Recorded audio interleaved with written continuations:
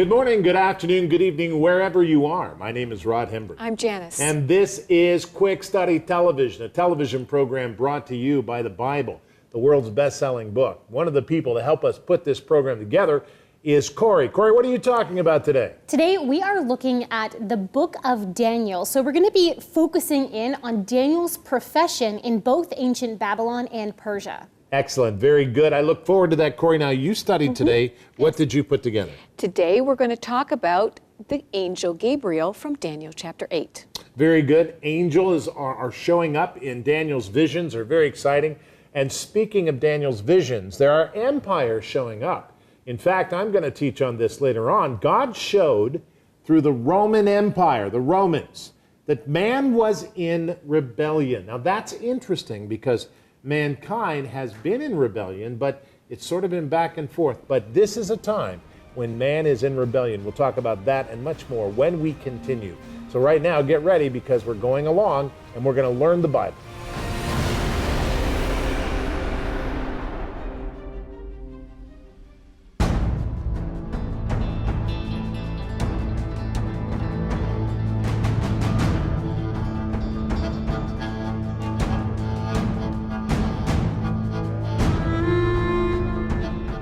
First up today, you and I are going to be taking a look at some professions that were around during the time period of Daniel in both Babylon and Persia. These were professions that Daniel would have been very well acquainted with. In fact, he even was one. The biblical book of Daniel gives the reader a close-up look into the courts of Babylonian king Nebuchadnezzar. In the very first chapter, it's learned that Nebuchadnezzar grew his court of officials by taking young noblemen from captured territories and training them for 3 years. Then, interviewed by the king himself, the best were chosen to serve.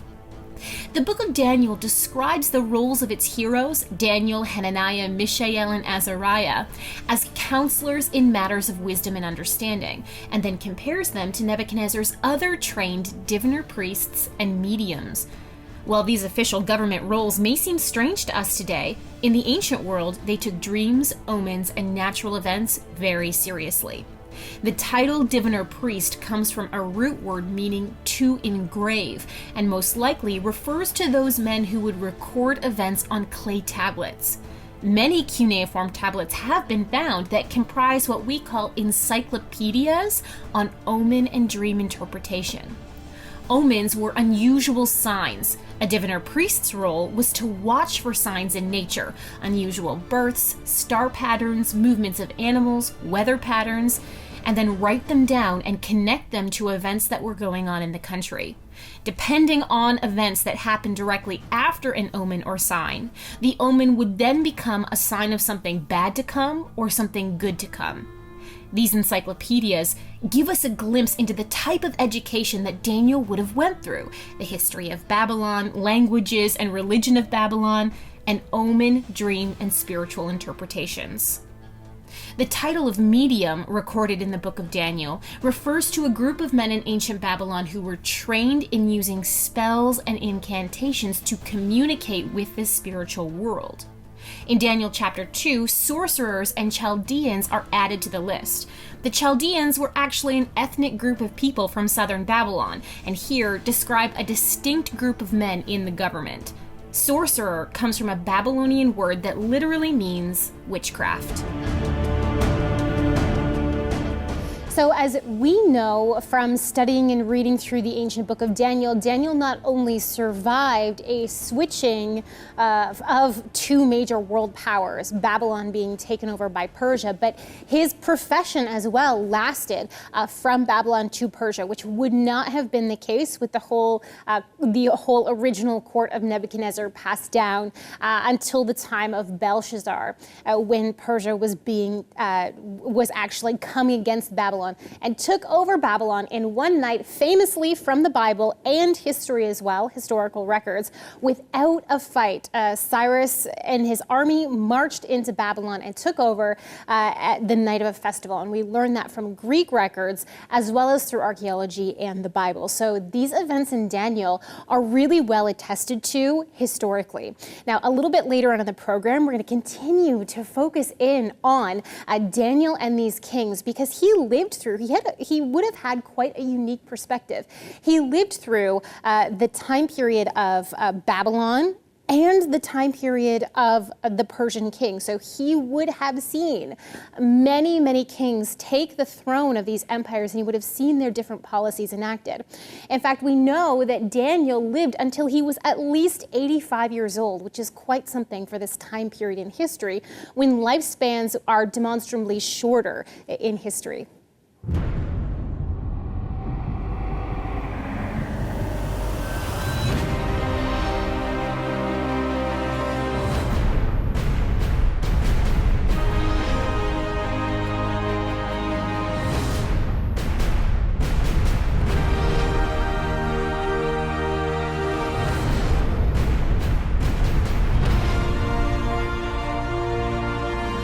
Time is an amazing thing. Some days it goes by fast, and other days it seems to take forever. Many have played with the idea of manipulating time. But nature and the laws of the universe seem opposed to anyone messing with it. Well, God confines himself to time when he created it. Inside of time, God puts 4 beasts. Now, the first 3 are obvious. We study ancient history and we learn what they are. The Babylonian beast, the Persian Empire, then the Greek nations. But these seem to tell a story about God and humans. But there is a 4th empire that is most interesting. It struck down all the other nations. We know this as the Roman Empire. We also learn in these passages that the Ancient of Days sits and watches until the end of time.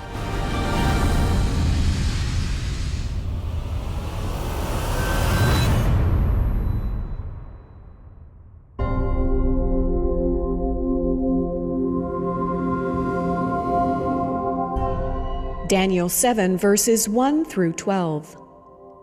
In the first year of Belshazzar, king of Babylon, Daniel had a dream and visions of his head while on his bed. Then he wrote down the dream, telling the main facts. Daniel spoke, saying, I saw in my vision by night, and behold, the 4 winds of heaven were stirring up the great sea. And 4 great beasts came up from the sea, each different from the other. The first was like a lion and had an eagle's wings. I watched till its wings were plucked off, and it was lifted up from the earth and made to stand on 2 feet like a man, and a man's heart was given to it. And suddenly another beast, a second, like a bear. It was raised up on one side and had 3 ribs in its mouth between its teeth. And they said thus to it, Arise, devour much flesh. After this I looked, and there was another like a leopard, which had on its back 4 wings of a bird. The beast also had 4 heads, and dominion was given to it. After this I saw in the night visions, and behold, a 4th beast, dreadful and terrible, exceedingly strong. It had huge iron teeth. It was devouring, breaking in pieces, and trampling the residue with its feet. It was different from all the beasts that were before it, and it had 10 horns. I was considering the horns, and there was another horn, a little one, coming up among them, before whom 3 of the first horns were plucked out by the roots. And there in this horn were eyes like the eyes of a man, and a mouth speaking pompous words. I watched till thrones were put in place, and the Ancient of Days was seated. His garment was white as snow, and the hair of his head was like pure wool. His throne was a fiery flame, its wheels a burning fire. A fiery stream issued and came forth from before him. 1,000 thousands ministered to him. 10,000 times 10,000 stood before him. The court was seated, and the books were opened. I watched then because of the sound of the pompous words which the horn was speaking. I watched till the beast was slain, and its body destroyed and given to the burning flame. As for the rest of the beasts, they had their dominion taken away, yet their lives were prolonged for a season and a time. Daniel chapter 7, verses 1 through 12. The words of Daniel are absolutely fascinating as we begin to study this. And it is amazing because Daniel is an interesting prophet, and his book covers from his early life to his ancient days. This is amazing. Anyway, if you don't have your Bible guide, why not? Write for your Bible guide today and send an offering in any amount to the U.S. address or the Canadian address. We'll be happy to send it to you. And you can go to www.biblediscoverytv.com. BibleDiscoveryTV.com. Give there in any amount, and it takes you to the PDF files of this thing. It's really good. And we put that together for you every single month. Now, this is important because in our steps of faith, I decided, we really need to focus on the vision of the four beasts. And so we're reading Daniel chapters 7 to 9, and then we're looking specifically at Daniel chapter 7. And as we do, it gets very, very interesting.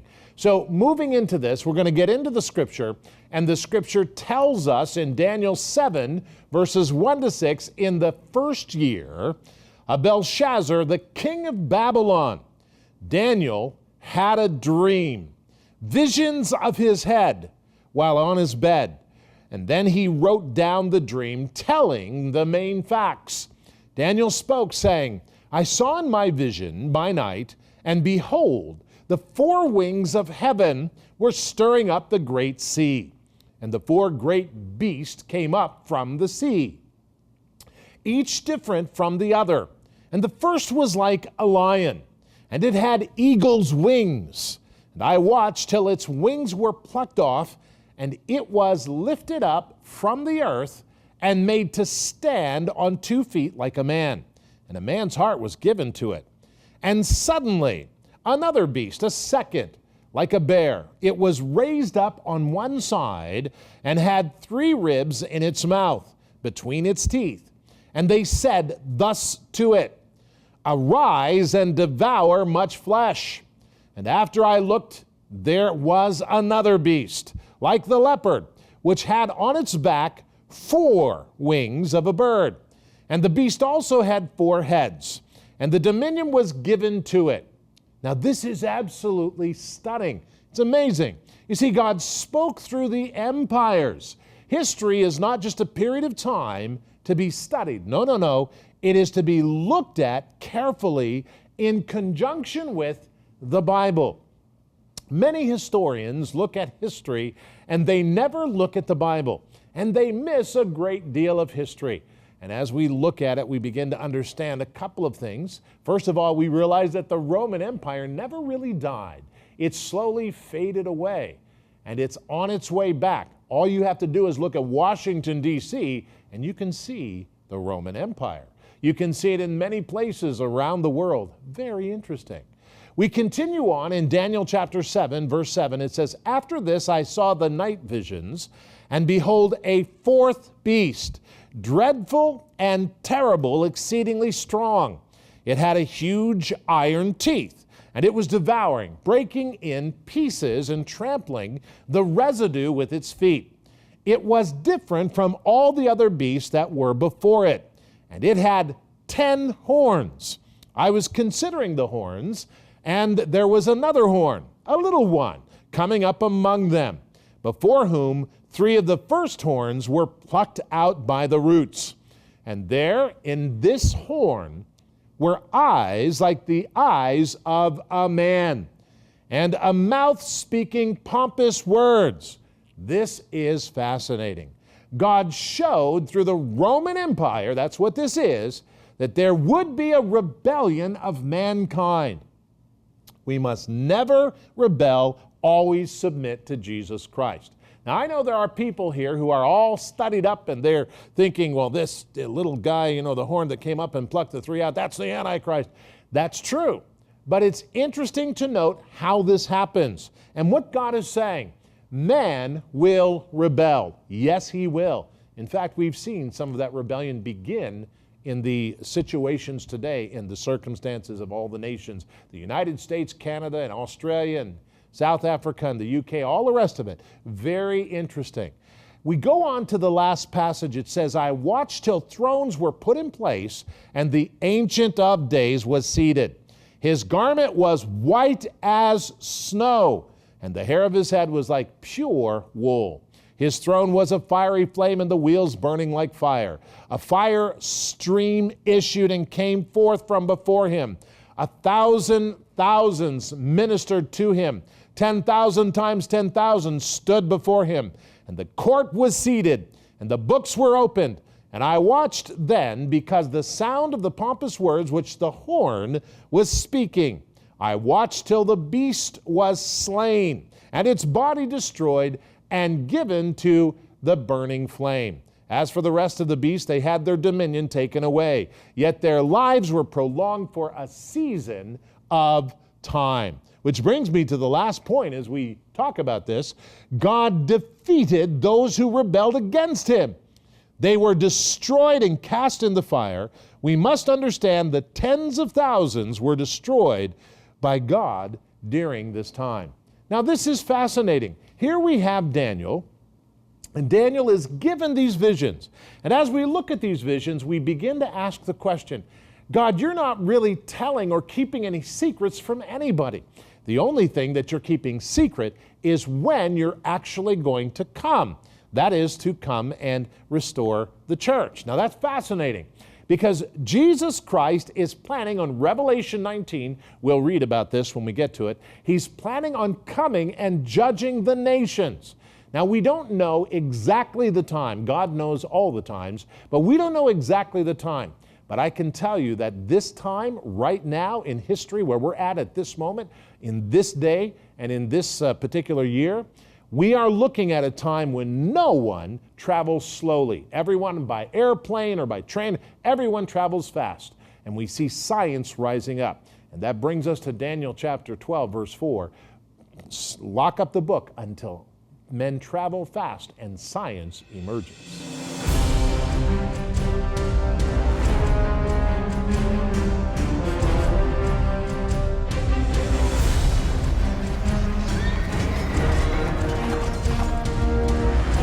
Just as the books of the Bible are not in chronological order, they didn't happen in history one right after the other, so are the mentions of Persian kings in the Bible. So you and I are going to put together a list and get them in the right order.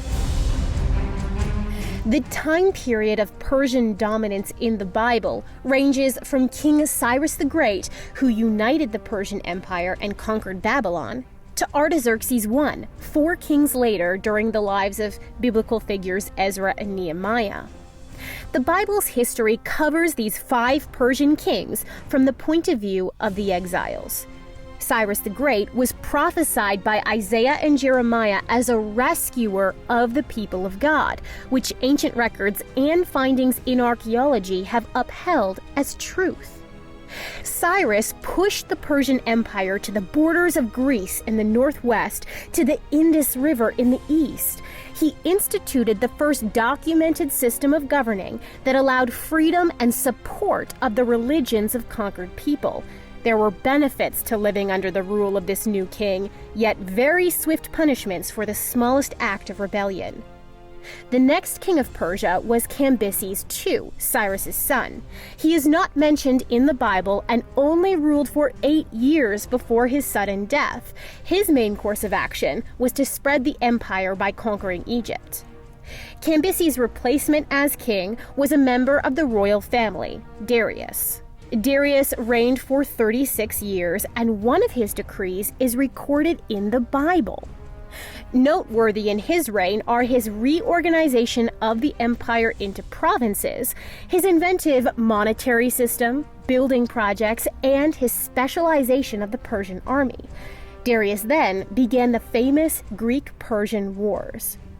Xerxes I, seen in the biblical book of Esther, inherited the throne from his father Darius and ruled for 21 years. He continued the attempt to conquer Greece, but he too ultimately failed. The final king of Persia mentioned in the Bible is Xerxes' son Artaxerxes I. During his 40-year reign, Ezra and Nehemiah returned to Jerusalem to rebuild the temple and the walls.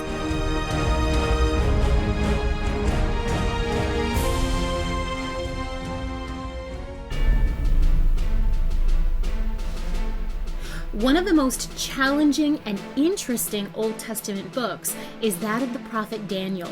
Containing narrative history as well as predictive prophecy, Daniel takes us through the time of the Babylonian captivity through to the days of Cyrus, king of Persia. To help understand the book of Daniel, our on-air team have put together an hour-long presentation. In the first section, you'll hear teachings from both Rod and Corey as they investigate the history of this prophet and many of the predictive prophecies and visions he records. During the last half of the presentation, you'll join in a whole team discussion about the issues and implications unveiled in Daniel. So, if you've ever wondered about the history of Daniel, or about his visions and prophecies, which have been fulfilled and which are still to come, then we encourage you to contact us and get a hold of your copy of this DVD. For a suggested donation of $25 or more, we'd be thrilled to send you Quick Study Unplugged, Daniel.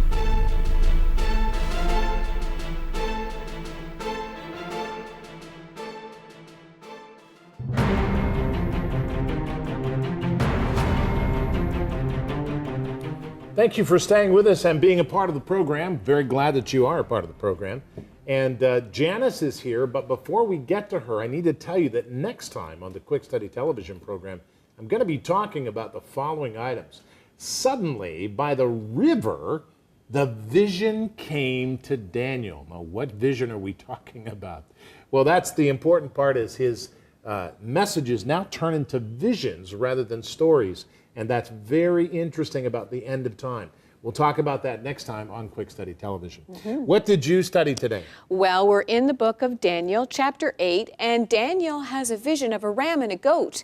And someone very special comes along to interpret that for him, and that is the angel Gabriel. Now, we also know that Gabriel would give the message of Daniel's 70 weeks in Daniel chapter 9, but he also has two very special announcements that we'll be reading about as we get into the New Testament. Gabriel comes back and gives the announcement to Zechariah that he will be having a son, and he will call him John the Baptist. And then a very special announcement that he makes to Mary, who is the earthly mother of Jesus. And so we'll hear about Gabriel again. He is one of two angels that are named in the Bible. We have Gabriel and we also have Michael. So just a couple of little interesting facts on the angel Gabriel. Gabriel seems to be the one who speaks about Israel a lot. Seems to be the one that speaks about the future and talks about it, while Michael seems to be the one who fights a lot.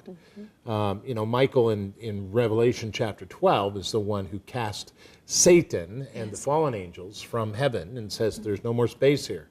And Michael is the one who comes and helps Gabriel in this fight with the princes of Persia.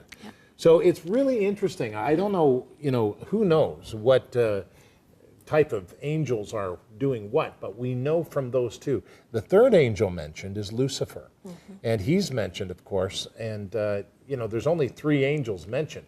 Now, But of course, he's a fallen angel as well. he's a fallen angel, he is, and the important part to remember is he is an angel, he's not a god, and that's really important. So many people think that he's a god, and they refer to Lucifer as the god. He's not. No, he certainly is not. And interestingly, we're talking about Daniel because we're in the book of Daniel right now, and we did a special offer this month with some of the parts of Daniel. We had a great time. I love these unplugged quick study. We offered it and we taught it. Corey, you taught, didn't you? You were teaching a segment. And I enjoyed that, Corey. Did you have a good time? Yeah, it was a lot of fun. So the new outline of Quick Study Unplugged, Daniel, this DVD that we prepared as an offer for you this month, was I gave a 15-minute historical backdrop teaching to the book of Daniel, just to give us some context to what are we reading when we get into Daniel? Who was Daniel? When was he alive? And then, Dad, you also taught on Daniel and many of his prophecies. And then we got together as a family and we did a long discussion, a group discussion about some of the interesting points that we read about in this ancient prophetic book of Daniel. It was fascinating. It was fun, and we enjoyed it very much. If you would like to get a copy of this, We're making it available only for people who are going to give us an offering in any amount. And the address, you can write to us, or you can go to online at BibleDiscoveryTV.com. That's BibleDiscoveryTV.com. Or you can write to us, or you can call us actually, 724-733-8336, 519-940-8338. Now remember, it's $25 or more, and that's very important so that we can get some income there to help us out.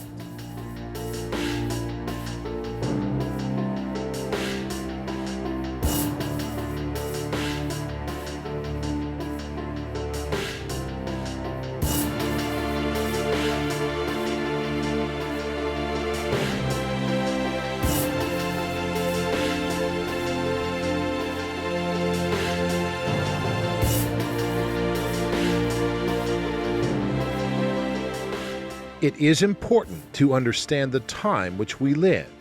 First, this is the only time since the fall of Jerusalem and Judah in AD 70-74 that we share the planet with the nation of Israel.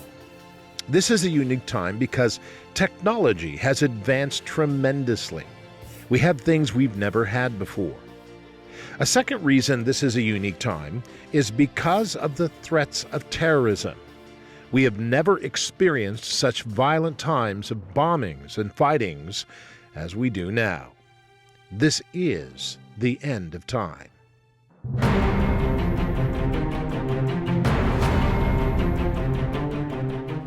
This is an amazing time when I get a chance to tell you about Jesus Christ. He is the sponsor of this program. He's the one who brought it to you. And let me tell you something, 2,000 years ago, He came and He allowed Himself to be crucified and killed on the cross by mankind. But then He did something absolutely amazing.